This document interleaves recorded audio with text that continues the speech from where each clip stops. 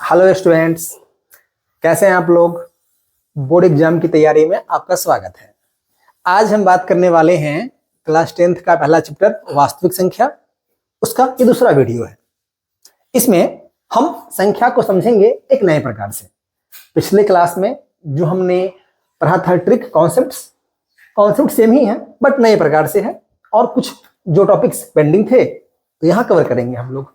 देखिए, तो ये है हमारा संख्या, और आज हम पढ़ने वाले हैं संख्याओं का पिज्जा ट्रिक। देखिए, ये आपको दिख रहा है एक बड़ा सा पिज्जा, सभी को पसंद है पिज्जा, ये वही पिज्जा है। तो आपको समझना ऐसे है कि जो संख्या है, ये पिज्जा एक संख्या की तरह है। अब इस पिज्जा का जो हमारा बायां भाग है ये काल्पनिक संख्या है, और इस पिज्जे का जो दाहिना भाग है वो हमारा वास्तविक संख्या है। अब इस दाहिने भाग में जो वास्तविक संख्या है, इस पिज्जा को फिर से हमने बीच में ब्रेक कर दिया है। तो ऊपर का जो हिस्सा है वो अपरिमेय संख्या है, और इस पिज्जा में जो नीचे का संख्या है वो हमारा ये नीचे का पूरा संख्या, ये हमारा परिमेय संख्या है। अब हमारा सबसे इंपॉर्टेंट पार्ट जो है पिज्जा का, वो ये वाला पार्ट है। हाँ जी, अब इस पिज्जे के इस भाग में कई लोगों को पिज्जा बांटना है। तो पहले हमने इस पिज्जे के 1/4 भाग को 2 भागों में बांट दिया। ये पूरा परिमेय संख्या है, इसको 2 भागों में बांटा तो ये बन गया पूर्णांक और ये बन गया भिन्न। अब इसको फिर से 2 भागों में बांट दिया, इस पूर्णांक को, तो ये बन गया धनात्मक और ये बन गया ऋणात्मक।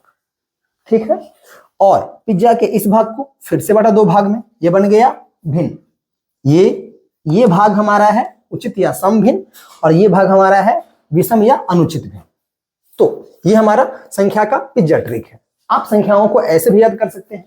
अब देखिए, हमने आपको बताया था कि ये जो हमारा धनात्मक पूर्णांक है, इस धनात्मक पूर्णांक को हम और आगे भी बांट सकते हैं, सम संख्या में और विषम संख्या में, भाज्य संख्या में और अभाज्य संख्या में। ये क्लियर है? हम इसके बारे में और बात करेंगे। इससे पहले हम थोड़ा ये देखते हैं, जो मैंने आपको पहले बताया था कि जो हमारा पिज्जा का दाहिना भाग है वास्तविक संख्या, आप इस वास्तविक संख्या को एक और प्रकार से लिख सकते हो। कोई भी आपके पास वास्तविक संख्या है तो आप उस वास्तविक संख्या को दशमलव के रूप में लिख सकते हो, है ना? वास्तविक संख्या को हम लिख सकते हैं किस रूप में? दशमलव के रूप में। ऐसा दशमलव कोई संख्या नहीं है, मैंने पहले ही कहा, ये वास्तविक संख्या को ही एक अलग प्रकार से लिखने का तरीका है, दशमलव। अब ये दशमलव जो है ये 2 तरह का होता है। दशमलव क्या है सर? ये 2 तरह का है। पहला जिसको हम बोलते हैं शांत दशमलव, और दूसरा जिसको हम बोलते हैं अशांत दशमलव। ऐसा। अब शांत दशमलव जो है वो क्या है?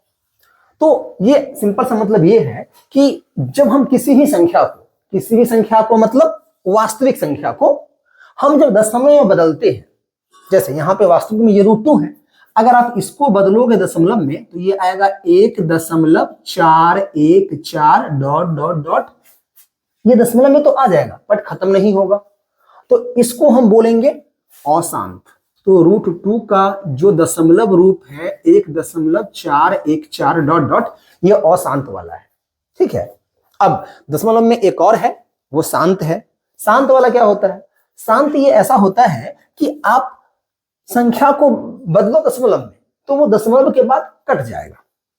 जैसे देखिए, ये जो पूर्णांक देख रहे हैं, अगर आप इसको बदलेंगे दशमलव में तो ये भी शांत ही आएगा। कैसे? वो देखिए, आप बोलेंगे सर यहाँ पे दशमलव कहाँ है?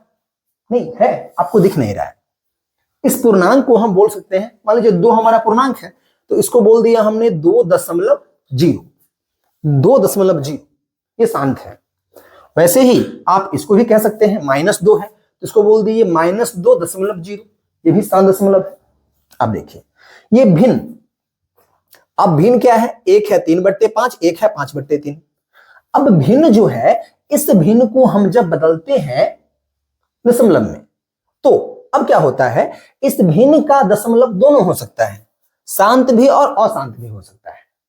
तो हम पहले समझेंगे कि भिन्न का दशमलव शांत कब होगा और अशांत कब होगा। इसका एक सिंपल सा ट्रिक है, वो समझते हैं। देखिए यहाँ पे ये 3/5 है और 5/3 है।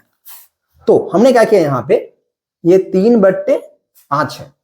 तो किसी भिन्न का दशमलव शांत है या अशांत है, ये पता करने का सिंपल ट्रिक क्या है कि आप क्या करते हैं ना कि इस भिन्न को देखते हैं कि इसके नीचे में कौन संख्या है, मतलब हर का इसको बोलते हैं हर, अंश और हर। तो ये हर क्या है, यहाँ पे हर 5 है। तो जब कभी भी हर में 2 हो या 5 हो, ध्यान दीजिएगा, 2 हो या 5 हो, तो इसको दशमलव में जब बदलेंगे ना तो हमेशा शांत ही आएगा। हमेशा क्या आएगा, शांत आएगा। तो 3/5 को दशमलव में बदलेंगे तो क्या आएगा, ये 0.6 आएगा। अब वैसे ही ये 5/3 है। अब देखिए ये 5/3, अब इसके हर में क्या है, 3 है। मैंने क्या बोला अभी, हर में या तो 2 हो या तो 5 हो तो ही शांत आएगा। ये ना 2 है ना 5 है, तो 5/3 शांत नहीं आएगा, मतलब ये दशमलव का पूरा पूरा कटेगा नहीं। तो ये क्या आएगा, 5 में 3 से भाग कीजिए तो ये आ जाएगा 1.66666, चलते ही रहेगा, ये पूरा पूरा कटेगा नहीं, पूरा पूरा कटेगा नहीं। तो ये हमारा क्या हो गया, ये हमारा अशांत हो गया। तो इस बात को ध्यान से समझना है कि कोई भी जो हमारा भिन्न है, भिन्न को बदलेंगे दशमलव में ना तो शांत भी आ सकता है और अशांत भी आ सकता है। पूर्णांक को बदलेंगे फिर तो हमेशा क्या आएगा, शांत ही आएगा। ये अपरिमेय संख्या है, जब इसको बदलेंगे तो ये हमेशा अशांत ही आएगा, ये फिक्स है। अपरिमेय संख्या को दशमलव में बदलो हमेशा अशांत आएगा, ये हमेशा शांत ही रहेगा। अब जो भिन्न है ये कभी शांत होता है और कभी अशांत होता है, ये डिपेंड करता है कि हर का मान क्या है। हर में 2 या 5 होना चाहिए। 2 या 5 कहने का सही मतलब ये है कि मान लीजिए हमारे पास एक भिन्न है, ठीक है, तो भिन्न मतलब वो P/Q के रूप में है। हाँ जी, तो सारा बात इस Q का है। अब देखिए यहां पर अगर Q, ये जो Q है, इस Q को हम क्या करेंगे, इसको हम गुणनखंड करेंगे। तो जब हर का गुणनखंड करते हैं तो गुणनखंड करने पर या तो 2 आना चाहिए, 2 एक बार आए, चाहे 2 2 बार आए, चाहे 2 3 बार आए, कितनी बार भी सिर्फ 2 आना चाहिए, या फिर 2 के अलावा आना है तो 5 आना चाहिए। इस 2 और 5 के अलावा कुछ और नहीं आना चाहिए। हर में जो Q है हर, इसको गुणनखंड करने पर या तो 2 आए, 1 बार, 5 बार, 10 बार, मतलब 2 के पावर में कुछ भी हो, 5 के पावर में भी कुछ भी हो, बस 2 और 5 ही आना चाहिए। अगर ऐसा कुछ है तो इसको हम जब बदलेंगे दशमलव में तो हमेशा ये क्या आएगा, शांत आएगा। वही इसका उल्टा, अगर हम हर Q है इसको हम जब गुणनखंड करेंगे और वो मान लो कि बराबर नहीं है 2 के पावर m गुने 5 के पावर n के, मतलब 2 या 5 नहीं आए, 2 या 5 नहीं आए, या फिर 2 या 5 के अलावा एक्स्ट्रा आ जाए, दोनों ही केस में क्या होगा, ये इसको हम दशमलव में बदलेंगे तो ये अशांत बन जाएगा, मतलब पूरा पूरा कटेगा नहीं, दशमलव के बाद कुछ ऐसा कोई संख्या रिपीट होते जाएगा। ये है एग्जाम्पल के लिए मान लीजिए यहां पे हम लेते हैं यहां पे 7/20। देखिए तो यहां पे 20 है, आप क्या करेंगे, आप करिए इस 20 का गुणनखंड।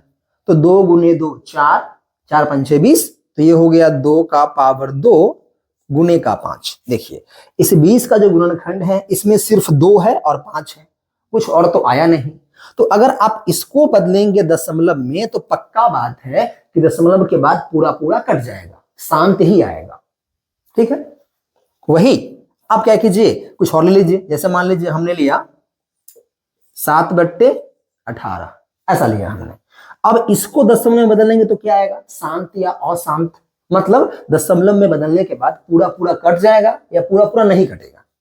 तो उसके लिए करना क्या है, नीचे में 18 है तो आपको करना क्या है, आपको इस 18 का गुणनखंड करना है। कीजिए 2 गुने 2, 18 में 2 से भाग किया, 2 गुने 3 गुने 3, तो ये हो जाएगा 2 पावर 1 और 3 के पावर में हो जाएगा 2। देखिए तो इस 18 का जो गुणनखंड है इसमें 2 है, 2 तो है, मैंने क्या बोला, गुणन हर के गुणनखंड में या तो 2 आए या तो 5 आए, उसके अलावा कुछ नहीं आना चाहिए। तो यहां 2 तो आया लेकिन साथ में 3 भी आ गया, तो इस 3 के आने की वजह से अब इसको दशमलव में बदलेंगे ना तो शांत नहीं आएगा, मतलब दशमलव के बाद ये पूरा पूरा कटेगा नहीं, तो ये क्या आएगा सर, ये आ जाएगा आपका अशांत दशमलव, ऐसा। अब देखिए यहां पे हमें एक बात समझना है, अशांत दशमलव जो होता है ये भी 2 प्रकार का होता है। अशांत में 2 प्रकार है, उसमें से एक है आवर्ती, एक है आवर्ती और एक है अनावर्ती, ठीक है। अब जरा समझिए अशांत आवर्ती का मतलब क्या है और अशांत अनावर्ती का मतलब क्या है। ये जो आप एग्जाम्पल देख रहे हैं 1.66666 बढ़ते जा रहा है, ये कभी कटेगा नहीं, तो ये अशांत आवर्ती दशमलव है। और अशांत अनावर्ती क्या होता है, ये जो आप देख रहे हैं √2, 2 का वर्गमूल, वो कितना आया 1.414, फिर कुछ और आएगा, फिर कुछ और आएगा। यहां पे दशमलव के बाद संख्या रिपीट नहीं हो रहा है, आपको ऐसा दिख रहा होगा कि 4 1 फिर 4 4 दोबारा आ गया, ऐसा नहीं। देखो 4 1 4, यहां पे फिर मान लो 3 आएगा, यहां पे 5 आएगा। रिपीट तब होगा जब 4 1 फिर 4 तो फिर 1 फिर 4 फिर 1, ऐसा रिपीट वाला होगा, उसको हम बोलेंगे आवर्ती। तो ये अशांत अनावर्ती है, ये है अशांत अनावर्ती। और यहां पर ये भी अशांत है, लेकिन ये है अशांत आवर्ती। देखिए यहां भी ये अशांत आएगा, लेकिन ये अशांत क्या आएगा, आवर्ती आएगा। आप इसको ऐसे कह सकते हैं कि सर हमने क्या बोला कि कोई भी वास्तविक संख्या है आप इसको दशमलव में बदल सकते हैं, दशमलव में बदलेंगे, ठीक है। तो दशमलव 2 प्रकार का बनेगा, एक तो बनेगा शांत और एक बनेगा अशांत। अब शांत कब बनेगा, शांत बनेगा तब जब ये पूर्णांक को बदलेंगे दशमलव में, शांत बनेगा तब जब हम इस भिन्न को बदलेंगे दशमलव में। लेकिन भिन्न को दशमलव में बदलेंगे तो हमेशा शांत नहीं बनेगा, भिन्न को दशमलव में बदलने पर शांत तब ही बनेगा जब इसके हर का गुणनखंड 2 गुने 5 के रूप में हो, या तो 2 हो या तो 5 हो, इसके अलावा कुछ ना हो। अब भिन्न में ही कुछ भिन्न ऐसा होगा जिसमें हर का गुणनखंड 2 गुने 5 के रूप में नहीं होगा, तो वो क्या बन जाएगा, वो अशांत बन जाएगा। फिर अशांत में कौन सा बनेगा, अशांत में आवर्ती वाला बनेगा। हाँ जी, तो भिन्न का दशमलव रूप ये हमारा भिन्न है, तो ये क्या बनेगा भिन्न, या तो बनेगा शांत या अशांत आवर्ती। और ये क्या बनेगा, ये तो हमेशा शांत ही बनेगा, पूर्णांक। तो आप इसको ऐसे कह सकते हैं कि सर ये परिमेय संख्या है ना, जब इसको बदलेंगे दशमलव में तो शांत बनेगा और यहाँ पे शांत या फिर अशांत आवर्ती बनेगा। लेकिन जब अपरिमेय को बदलेंगे दशमलव में ये, तो क्या बनेगा, हमेशा अशांत अनावर्ती बनेगा। तो अपरिमेय और परिमेय का परिभाषा इसके द्वारा भी दिया जा सकता है, दशमलव के द्वारा, कि वह प्रत्येक संख्या जिसका दशमलव रूप शांत हो या अशांत आवर्ती हो वो परिमेय है, और प्रत्येक संख्या जिसका दशमलव रूप अशांत अनावर्ती हो वो अपरिमेय है। ठीक है, ये हो गया। और अब आप पहचान भी लेंगे किसी भी परिमेय संख्या को देख करके, किसी भी भिन्न को देख करके कि वो शांत होगा या अशांत होगा। चलिए अब देखिए, अब हम इसमें आगे बात करते हैं, वो यहां पे आते हैं इस धनात्मक पूर्णांक पे। धनात्मक पूर्णांक को हम बांटते हैं सम संख्या में और विषम संख्या में, या फिर हम बांट सकते हैं इसको भाज्य और अभाज्य संख्या में। अब सम और विषम क्या होता है ये तो आपको पता ही है। कोई भी संख्या है जिसको हमने 2 से भाग कर दिया, 2 से भाग किया तो क्या होगा, अगर आप किसी भी संख्या में 2 से भाग करेंगे तो संख्या 2 से पूरा पूरा भाग हो जाएगा, मतलब 2 से पूरा पूरा विभाजित हो जाएगा, पूरा पूरा कट जाएगा। और नहीं तो 2 से भाग करने पर एक शेष बच जाएगा। ध्यान दीजिएगा, 2 से भाग कर रहे हैं तो 2 से भाग करने पर या तो संख्या पूरा पूरा कटेगा या शेष 1 बचेगा। शेष 2 नहीं बच सकता है, शेष 3 नहीं बच सकता है। अगर शेष 2 बच जाएगा तो हम फिर से भाग कर देंगे लास्ट में, एक बार में 2 1 2 पूरा पूरा कट जाएगा। तो मतलब ये होता है ना कि अगर आप 2 से भाग कर रहे हैं तो शेष जो है 2 से छोटा बचेगा, मतलब या तो 0 या तो 1। तो अगर 2 से भाग किया हमने किसी भी संख्या में और 2 से भाग करने पर अगर शेष 0 आ रहा है, मतलब वो सम संख्या है। और 2 से भाग करने पर अगर शेष फल 1 आ रहा है, मतलब वो विषम संख्या है। जैसे जैसे कह सकते हैं कि सर 0, 2, 4, 6, 8, अगर आप इन सब संख्या में 2 से भाग करिएगा तो शेष भी क्या आएगा, 0 आएगा, मतलब पूरा पूरा कट जाएगा। और अगर आप इन सब संख्या में 2 से भाग करिएगा, 1, 3, 5, 7, 9, तो 2 से पूरा पूरा भाग नहीं होगा, शेष में 1 बच जाएगा, तो ये हमारा हो गया विषम संख्या। अब आप इस सम संख्या और विषम संख्या की परिभाषा एक और प्रकार से लिख सकते हैं कि कोई संख्या है जो 2m 2m के रूप में हो। एक संख्या जो 2m के रूप में हो उसको बोलते हैं सम संख्या, और एक संख्या जो 2m प्लस 1 के रूप में हो इसको हम बोलते हैं विषम संख्या। देखो ये 2m का मतलब क्या हुआ ना, कोई संख्या है जिसमें हमने 2 से भाग किया तो m हमारा भागफल आया और प्लस शेषफल 0 आया, और विषम संख्या हमने 2 से भाग किया तो m हमारा भागफल आया और प्लस 1, ये 1 हमारा शेषफल आया। आप पढ़े हैं ना, भाज्य बराबर भाजक गुने भागफल जोड़ शेषफल। तो हम जिस संख्या में भाग कर रहे हैं वो तो भाज्य है। अब किससे भाग कर रहे हैं, 2 से भाग कर रहे हैं, तो संख्या में 2 से भाग किए तो m हमारा भागफल आया और 0 शेषफल आया, तो ऐसा कोई संख्या है तो सम है। और हम फिर भाग कर रहे हैं 2 से, अगर 2 से भाग किए भागफल m और शेषफल 0 आया तो क्या है वो, शेषफल 1 आया, तो क्या है ये हमारा विषम संख्या है। ऐसा चलिए अब देखिए संख्या में अब क्या बच गया है, ये बच गया है भाज्य संख्या और अभाज्य संख्या। अब भाज्य और अभाज्य सीखना है अच्छे से, उससे पहले आपको एक दो छोटा मोटा कॉन्सेप्ट है वो समझना पड़ेगा। देखिए गणित में एक चीज है जिसको हम बोलते हैं अपवर्त्य। अब ये अपवर्त्य क्या है वो देख लेते हैं। ये है अपवर्त्य, कैसे लिखते हैं इसको हिंदी में, ये अपवर्त्य। चलो ये है अपवर्त्य, ये क्या होता है वो समझते हैं। अपवर्त्य को अगर आप चाहे तो अंग्रेजी में मल्टीपल भी कह सकते हैं, मल्टीपल भी उसको बोलते हैं, ठीक है। और एक होता है अपवर्तक, इसमें लेते हैं अपवर्त्य और अपवर्तक। अपवर्तक को अंग्रेजी में आप कहते हैं फैक्टर। क्या बोलते हैं, फैक्टर। तो पहले इन दोनों को समझते हैं, फिर आएंगे भाज्य और अभाज्य पे। तो भाज्य और अभाज्य समझने के लिए हमें मुख्य रूप से अपवर्तक समझना है। अपवर्त्य चूंकि पहले सीखते हैं इसलिए पहले ये जानेंगे हम, फिर अपवर्तक पे आएंगे। अब देखिए अपवर्त्य या मल्टीपल का मतलब क्या है। अपवर्त्य या मल्टीपल का बहुत आसान सा मतलब है, आप पढ़े हैं बचपन में ना, 2 का पहाड़ा, 3 का पहाड़ा, 4 का पहाड़ा। वो पहाड़ा नहीं है, वो अपवर्त्य है। 2 का अपवर्त्य, उसको शुद्ध हिंदी क्या बोलेंगे, 2 का पहाड़ा नहीं, 2 का अपवर्त्य। 3 का अपवर्त्य मतलब 2 दूनी 4, 3 6, चौका 8, ये 2 का अपवर्त्य हुआ।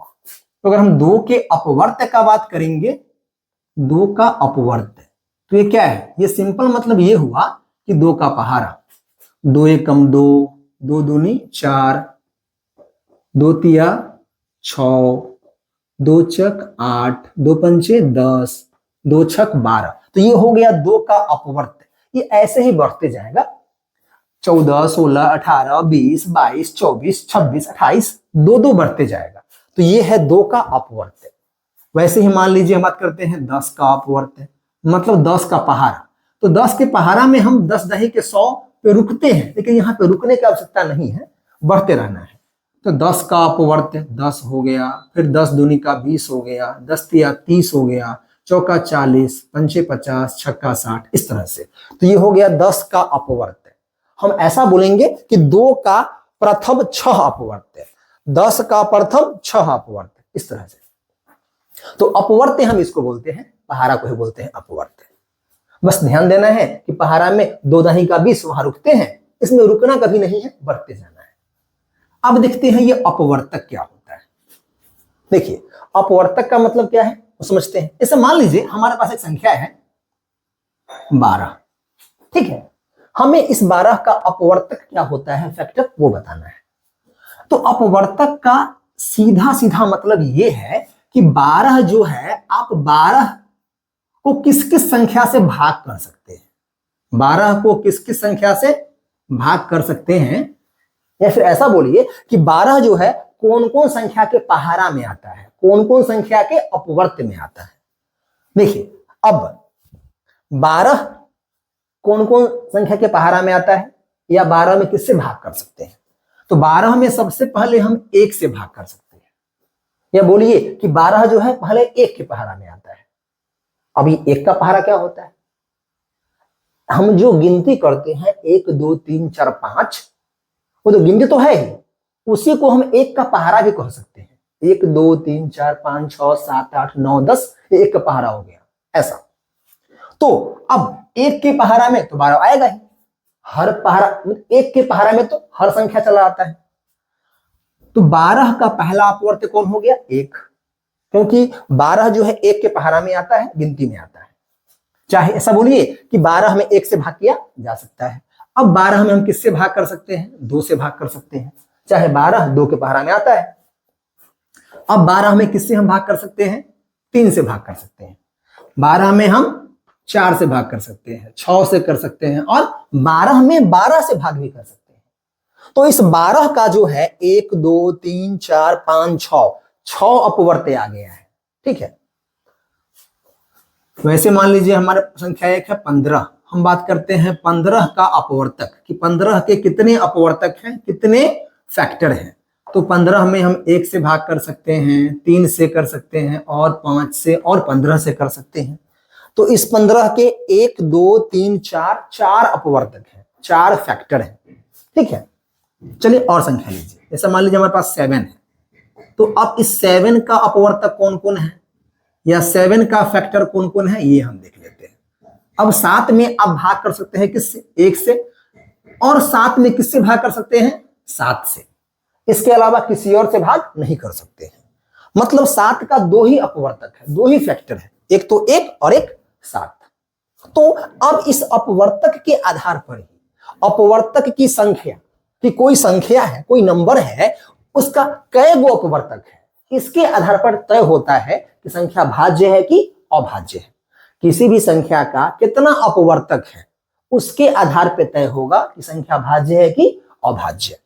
तो अगर किसी संख्या का अपवर्तक, अगर किसी संख्या का अपवर्तक 2 से ज्यादा है, 2 से ज्यादा, तो उसको हम बोलते हैं भाज्य संख्या। और अगर किसी संख्या का अपवर्तक सिर्फ 2 अपवर्तक है, अगर किसी संख्या में क्या है, सिर्फ 2 अपवर्तक है, मतलब संख्या में मात्र 2 संख्या से भाग कर सकते हैं, सिर्फ 2 अपवर्तक, पहला अपवर्तक 1 और दूसरा अपवर्तक संख्या स्वयं, दूसरा अपवर्तक संख्या खुद, ऐसा। तो जिस संख्या में मात्र 2 अपवर्तक होगा उसको हम बोलेंगे अभाज्य संख्या। जैसे देखिए 7, इसमें क्या है, 2 अपवर्तक है, 1 और 7। एक तो 1 हो गया और एक संख्या खुद हो गया। तो यहां पर जो 7 देख रहे हैं, ये 7 हो गया हमारा अभाज्य संख्या। ठीक है, 7 के बाद हमारा 11 भी हमारा होता है अभाज्य संख्या। आप 11 में भी 1 से और 11 से ही भाग कर सकते हैं, किसी और से भाग नहीं कर सकते हैं। फिर कितना है, 13, ये भी हमारा अभाज्य संख्या है। अच्छा, क्या इससे पहले अभाज्य संख्या है? हाँ बिल्कुल, सबसे छोटा जो अभाज्य संख्या है वो है हमारे पास 2, फिर है हमारे पास 3, फिर है हमारे पास 5, उसके बाद 7 है। तो सबसे छोटा अभाज्य संख्या 2 होता है। ये सब भी अभाज्य संख्या है। अब भाज्य का बात करेंगे, भाज्य में सबसे छोटा कौन सा होगा? तो सबसे छोटा जो भाज्य संख्या होता है, चलो उसको हम कहीं यहां पे लिख दे रहे हैं, यहां पे। तो सबसे छोटा जो भाज्य संख्या है वो होता है 4, उसके बाद होता है 6, फिर होता है 8, फिर होता है 9, फिर है 10। इस तरह से ये सब भाज्य संख्या है। मतलब अगर आप इसका अपवर्तक निकालेंगे ना तो 2 से ज्यादा आ जाएगा। 4 का ही बात कर लीजिए, 4 का बोलो कितना अपवर्तक है? आप 4 में किस किस से भाग कर सकते हैं? एक तो हम 1 से कर ही सकते हैं, एक हम 4 से भी कर ही सकते हैं, 1 और 4 के अलावा हम इसमें 2 से भी भाग कर सकते हैं, है कि नहीं? तो जिसमें 1 से भाग लगेगा और संख्या खुद से भाग लगेगा वो अभाज्य है। तो 1 और संख्या खुद के अलावा अगर किसी तीसरा से भाग लग गया तब वो भाज्य हो गया। तो इसमें 1 से भाग लग गया और 4 से, लेकिन साथ में 2 से भाग लग गया तो ये भाज्य हो गया। इसमें लगा भाग 1 से और 6 से, साथ में इसमें भी 2 से भाग लग जाएगा, तो क्या होगा, ये भाज्य संख्या होगा। आप सिंपल में समझिए ऐसे कि जितना भी सम संख्या है ना, प्रत्येक सम संख्या भाज्य ही होता है, प्रत्येक सम संख्या वो भाज्य ही होगा, बस एक को छोड़ करके। पहला सम संख्या जो 2 है, इस 2 को छोड़ दीजिए, बाकी सभी सम संख्या भाज्य ही होता है, ठीक है। और विषम का बात करें तो विषम में कुछ अभाज्य है और कुछ भाज्य है, कहना मुश्किल है। हाँ, आप ऐसा कह सकते हैं कि अभाज्य संख्या में एक ही संख्या सम है, बाकी सारा विषम है। अगर कोई संख्या अभाज्य है तो सम तभी होगा जब वो 2 है, अगर 2 नहीं है तो इसके अलावा सारी अभाज्य संख्या विषम ही होती है, ठीक है। चलो बढ़िया है, तो ये हमारा हो गया भाज्य और अभाज्य।